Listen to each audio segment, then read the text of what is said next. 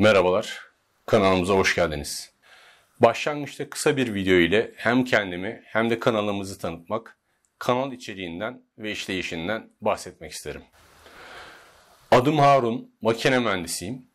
Mühendisliğin yanında çeşitli konulara ilgim var ve bu konulara da fırsat buldukça zaman ayırmayı seviyorum. Kanal içeriğinde benim amatör ve hobi olarak uğraştığım konularla ilgili paylaşımlarım yer alacak. Bunlar neler? Fotoğraf, outdoor, kamp, hiking ve trekking, doğa yürüyüşleri, deri ve deri işleri için kalıp çıkarma, deri yakma, ahşap oyma, amatör telsiz, yelken, saksafon, gezdiğim yerler için vloglar ve bazı ürün incelemeleri yer alacak. Görsel iletişim tasarımı ve Adobe firmasının fotoğraf, video işleme ve grafik tasarım programları olan Photoshop, Lightroom, Illustrator, Premiere Pro gibi konular da kanal içeriğinde yer alabilir. Tabii bu programlar basit bir şekilde işlerimizi görmek için de kullanılabilir. Çok detaylı özellikleriyle kapsamlı ve detaylı işler için de kullanılabilir. Bu programlarda bazı işlemlerin farklı yöntemlerle de yapılması mümkün. Dolayısıyla bunlarla ilgili içerik üretip üretmemeyi veya hangileri için ne detayda nasıl bir içerik üretirim konularını zaman içinde akışa göre ileride değerlendireceğim. Bunlar dışında içeriklere gelen yorumlara yazılı olarak kapsamlı cevap verme şansım olmazsa veya daha faydalı olacağını düşünürsem o konularla ilgili de içerik oluşturabilirim. Kanalı aktifleştirirken amacım herhangi bir konuda ahkam kesmek değil kesinlikle.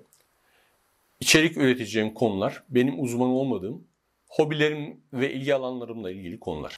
Sadece kendi görüş ve tecrübelerimi paylaşmaya çalışacağım.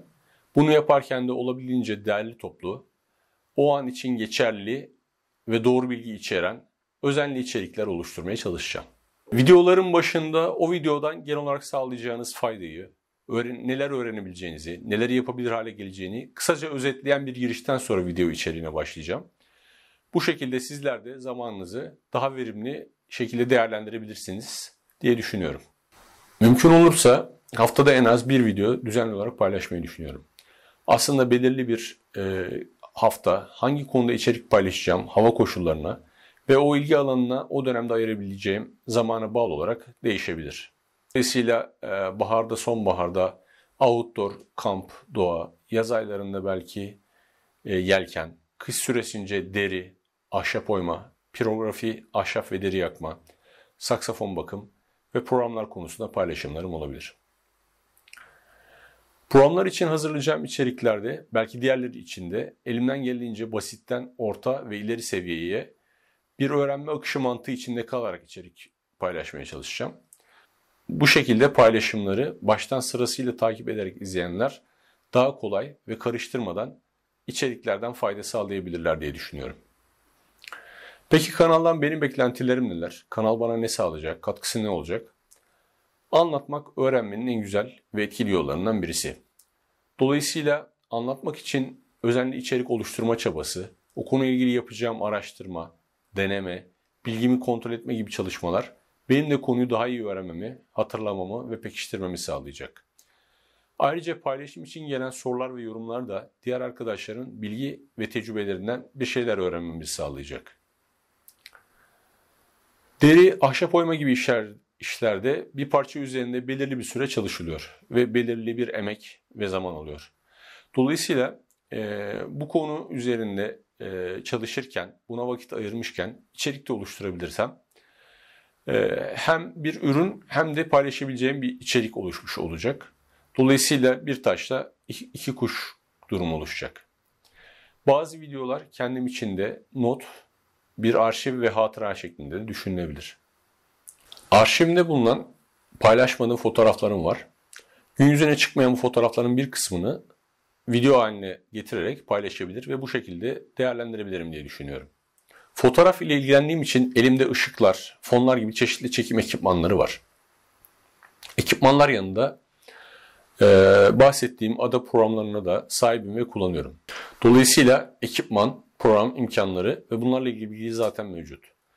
Kanal içeriği üretmek için bunları kullanmak bu konulardaki bilgimi de pekiştirecek ve geliştirecektir. Fotoğraf çekimleri yaptığım halde kamera önünde fazla yer almayan birisiyim. Bu vesileyle belki de kamera önünde olmaya da alışırım.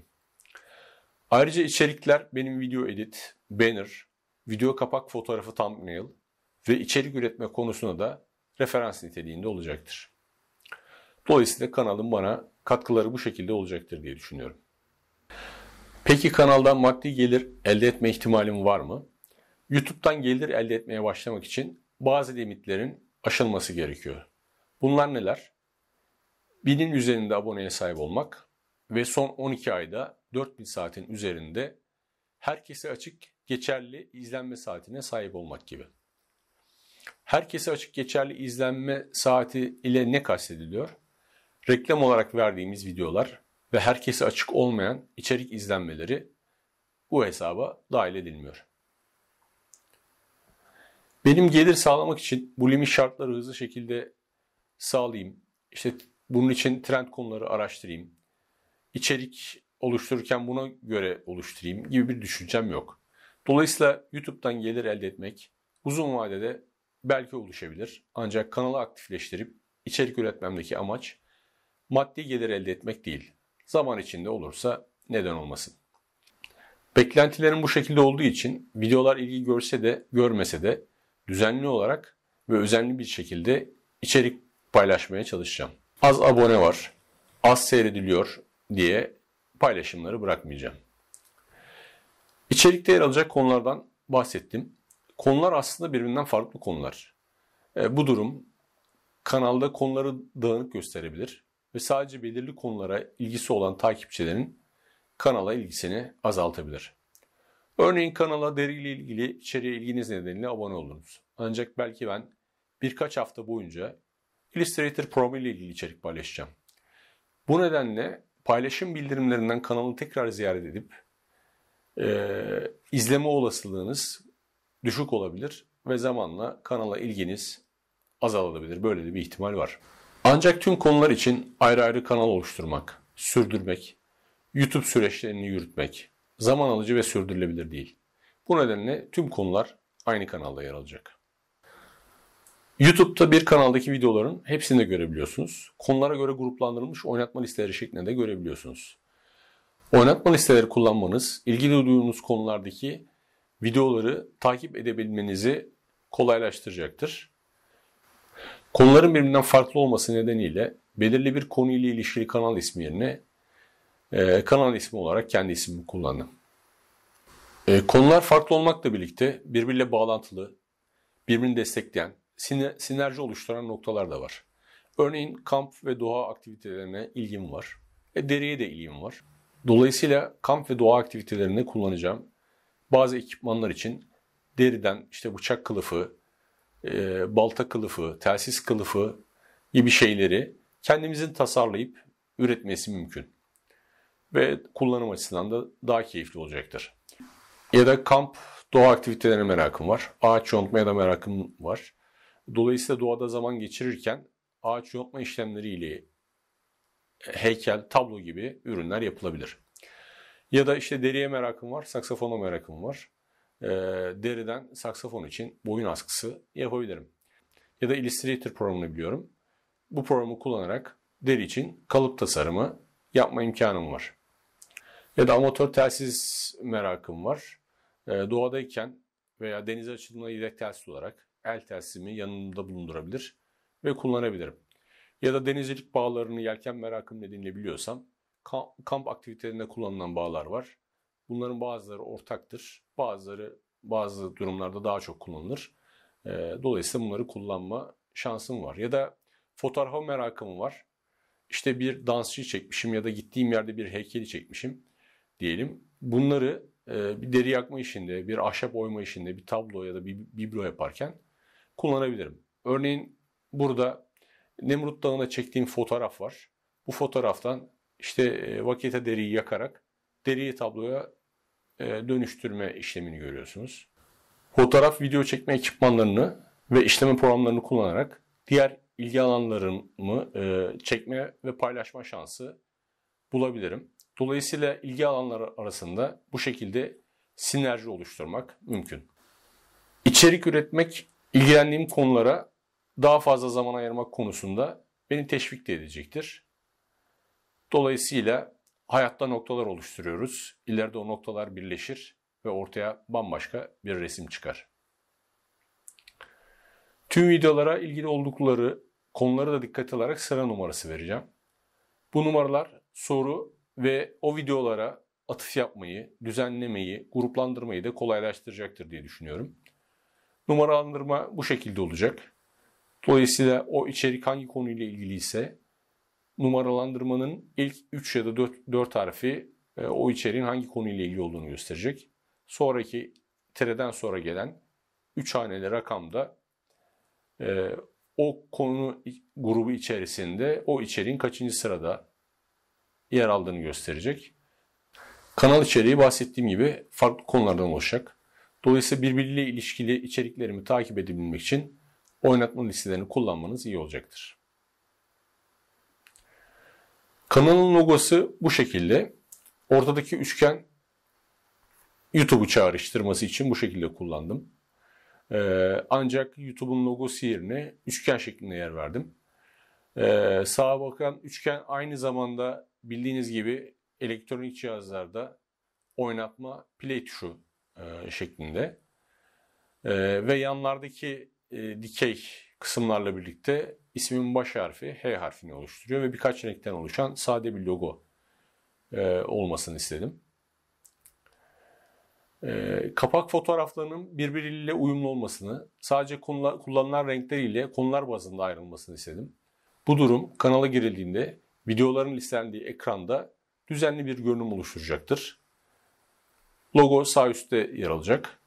Kapak fotoğrafındaki çizginin altında kalan görsel içeriğin hangi konuyla ilgili olduğunu gösterecek. Sol üstteki geniş alan ise o içerikle ilgili başlık ve görselin bulunduğu bölüm olacak. Videolarda Türkçe ve diğer bazı dillerde altyazı kullanmayı düşünüyorum.